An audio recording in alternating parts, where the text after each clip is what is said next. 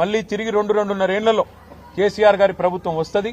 వచ్చిన తర్వాత ఇదే యూనివర్సిటీలో ఆ ల్యాండ్ లోనే ఎక్స్పాన్షన్ కి కావాల్సిన డబ్బులు కూడా అవసరమైతే స్టేట్ గవర్నమెంట్ నుంచి మేమిచ్చి మీకు అండగా నిలబడతాం. Future expansion also we will take responsibility if the central government does not act.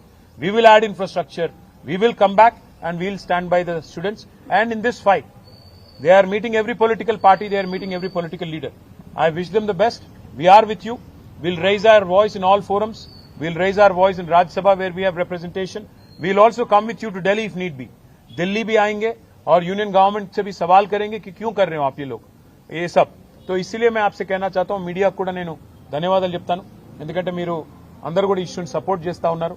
Central యూనివర్సిటీలో ఎట్లా అయితే ఈ ప్రభుత్వం భూములను గుంజుకునే ప్రయత్నం చేసిందో ఇక్కడ మౌలానా ఆజాద్ యూనివర్సిటీలో కూడా అదే రకంగా భూములను లాక్కునే ప్రయత్నం చేస్తున్నది. ఉన్న ఒకే ఒక్క ఉర్దూ స్టడీస్ కి సంబంధించిన యూనివర్సిటీ మీద ఈ రకంగా కన్నేయడం ప్రభుత్వానికి మంచిది కాదు. ఇండియన్ స్కూల్ ఆఫ్ బిజినెస్ కూడా ISB is a top business school in the country. దాని నుంచి కూడా నేను తీసేసుకుంటాను land. HCU one of the top most universities of the country, అక్కడి నుంచి ల్యాండ్ తీసుకుంటాను అంటే ఒక రియల్ ఎస్టేట్ బ్రోకర్ ముఖ్యమంత్రి అయితే ఎట్లా ఉంటుందో పిల్లలు చెప్తున్నమాట.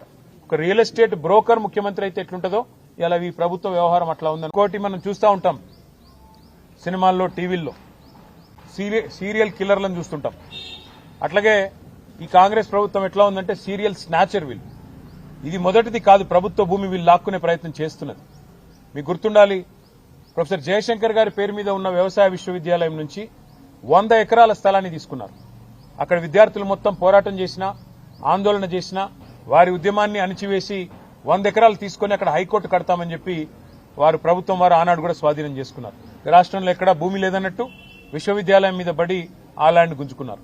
ఆ తర్వాత హైదరాబాద్ సెంట్రల్ యూనివర్సిటీలో కూడా ఇదే రకమైన రియల్ ఎస్టేట్ దందా, ఇదే రకమైన రియల్ ఎస్టేట్ వ్యాపారం అక్కడ కూడా చేసే ప్రయత్నం చేసి 400 ఎకరాలు అక్కడ మరి యూనివర్సిటీ భూమిని కూడా తీసుకునే ప్రయత్నం చేస్తే చివరికి సుప్రీంకోర్టు చీఫ్ జస్టిస్ ఆయన స్వయంగా బీఆర్ గవాయి గారు ఆయన గ్రీన్ బెంచ్ కూడా ఆయనే చూస్తారు కాబట్టి సువమోటోగా ఆయన తీసుకొని ఆదేశాలు ఇచ్చేదాకా వీళ్ళు ఇక్కడ రాష్ట్ర ప్రభుత్వం పట్టించుకోలేదు, కేంద్ర ప్రభుత్వం కూడా పట్టించుకోలేదు.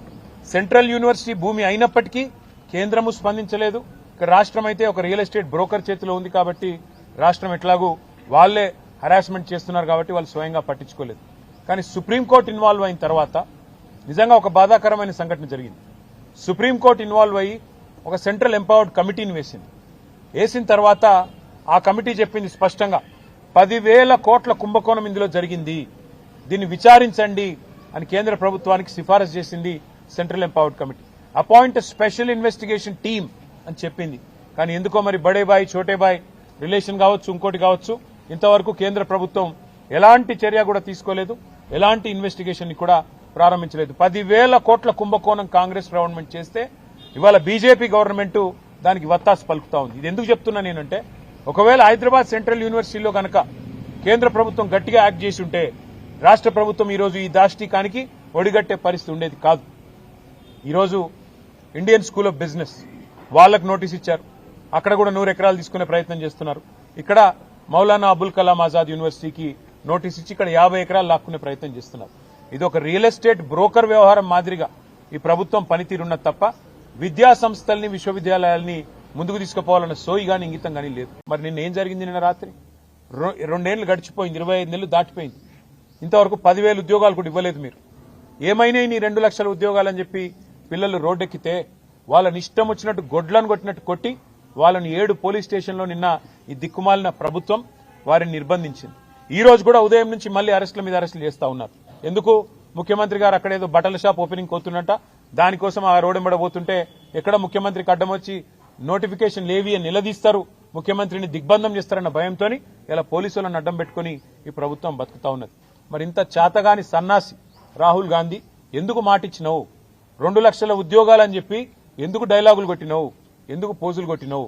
ఎక్కడ పోయినాయి నీ 2 లక్షల ఉద్యోగాలు? ఇవాళ ప్రజలు అడుగుతున్నారు, మా పిల్లలు అడుగుతున్నారు, దమ్ముంటే సమాధానం చెప్పు.